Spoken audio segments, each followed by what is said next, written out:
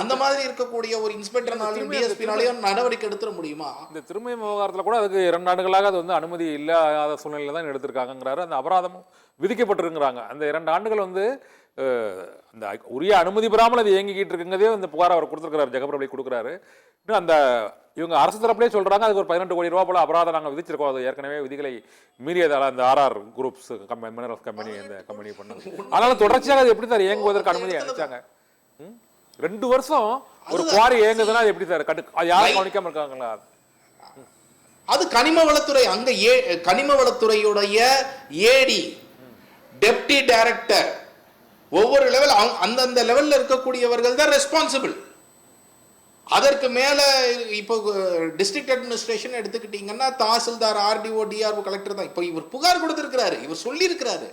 சொன்ன பிறகு என்னங்க, நான் என்ன கேட்குறேன்னா, உங்களுக்கு எவ்வளோ நேரங்க ஆகும்? இந்த மாதிரி ஒரு புகார் வருது, இவ்வளவு சக்கைகளை அவங்க கொண்டு போய் அங்கே வச்சிருக்கிறாங்க அப்படின்றாரு. தாசில்தார் கசியை விட்டு மீண்டும் கொண்டு வந்து கொட்டிட்டு இருக்கிறாங்கன்னு சொல்றாரு.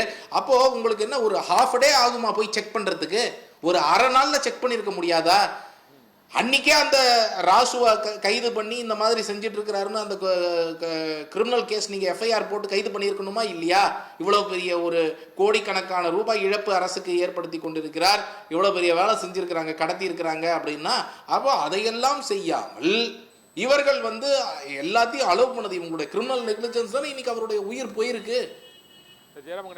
இது வந்து ஒப்புக்கொள்ளவே முடியாத ஒரு ஜெயராமன். நீங்க இப்போ இந்த தகவல் பெறும் உரிமை சட்டம் தொடர்பாக ஒரு விழிப்புணர்வு, ஒரு இலவச பயிற்சி முகாமை வைத்திருக்கீங்கள்.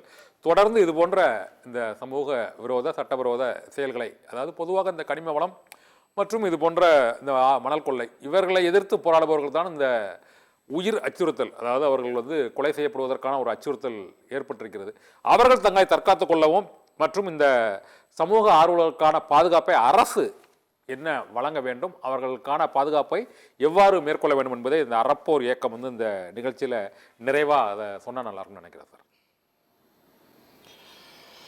வருகிற ஜனவரி 26 குடியரசு தினத்தன்று மாலை 4:30 மணிக்கு நம்மளுடைய டி நகர் பகுதியில் இருக்கக்கூடிய சர்பிட்டி தியாகராய அரங்கத்தில் அறப்போர் இயக்கம் ரொம்ப முக்கியமாக அன்றைய நாள் நம்மளுடைய அரசியல் சாசனம் அமலுக்கு வந்த நாள். ஸோ அன்றைய நாள் நம்ம அரசியல் சாசனத்தில் நம்ம மக்களுக்கு கொடுத்திருக்கக்கூடிய மிக முக்கியமான கருவியான ரைட் டு இன்ஃபர்மேஷன், தகவல் அறியும் உரிமை சட்டத்தை பற்றியான ஒரு பயிற்சி வச்சிருக்கிறீங்க. ஸோ யார் பார்த்து கொண்டிருப்பவர்கள் யாராக இருந்தாலும் வரலாம்.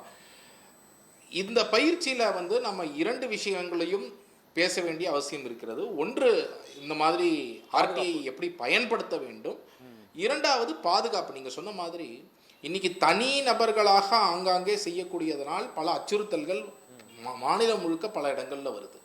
அதனால தான் இது வந்து குழுவாக, இது வந்து தனிநபராக செய்யாமல் குழுவாக செய்ய வேண்டிய அவசியம் இருக்கிறது. எங்கே இருந்தாலும் இளைஞர்கள், நீங்கள் ஏதோ ஒரு இளைஞர் குழுவாகவோ ஒரு பல பேர் சேர்ந்து இது போன்ற பிரச்சனைகளை முன்னெடுக்கக்கூடிய ஒரு விஷயமாக செய்ய வேண்டும். அது அறப்போர் இயக்கமாக தான் இருக்கணும், சில வெவ்வேறு இயக்கங்கள், நீங்கள் அந்தந்த ஊரில் இருக்கக்கூடிய வெவ்வேறு இயக்கங்களாக இருக்கலாம். ஏதோ ஒரு வழியில் ஒரு குழுவாக செயல்பட்டால்தான் இது போன்ற அச்சுறுத்தல்களை ஓரளவுக்கு நியூட்ரலைஸ் பண்ண முடியும்.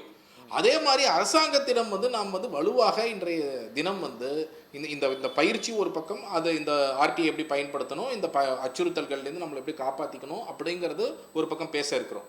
ஆனால் மற்றொரு புறம் நம்ம அரசாங்கத்தை கேட்க வேண்டிய ரொம்ப முக்கியமான ஒரு விஷயம், இந்த ஜகபர் அலி விஷயத்தில் ஜஸ்டிஸ், அதை அந்த ஃபேமிலிக்கு ஜஸ்டிஸ் வேணும், காம்பன்சேஷன் வேணும், அதெல்லாம் ஒரு பக்கம் இருக்குது.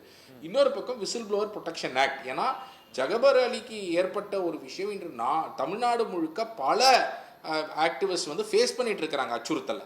அப்போ அப்படி இருக்கும் பொழுது சமீபத்தில் கூட மதுரையில் ஒரு நபர் வந்து ஒரு பேட்டி கொடுத்தாரு. உங்களுக்கு தெரியும், ஒரு டிவிக்கு வந்து கனிம வளத்தை பற்றி ஒரு பேட்டி கொடுத்தவரை அவங்க அடிச்சிருக்கிறாங்க போய் பேட்டி கொடுத்ததுக்காக. ஸோ இது இப்போ மதுரையில் நடந்தது. அதன் மேலே என்ன நடவடிக்கை எடுத்திருக்கிறாங்க இன்னி வரை?